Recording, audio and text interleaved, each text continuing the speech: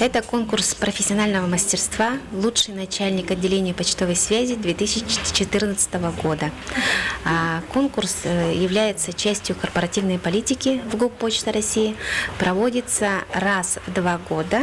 Итак, строгое жюри подвело итоги. Второе и третье место заняли Евгения Лоц и Наталья Евловская.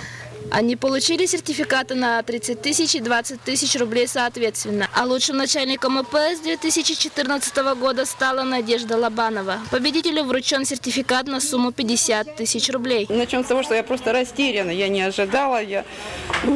Второй, третий, я почему-то вот так вот шла с таким, не знаю, я растеряна. И, конечно, и рада. И горда и собой, и своим отделением, и своими детьми, и, естественно, поддержкой нашего огромного большого коллектива. Участницы всероссийского конкурса остались довольны. Уже 16 сентября победительница Надежда Лобанова будет защищать честь республики на окружном этапе конкурса, который пройдет на Камчатке. Пелагея Дмитриева, Василий Сыпцов, НВК Саха, Якутск.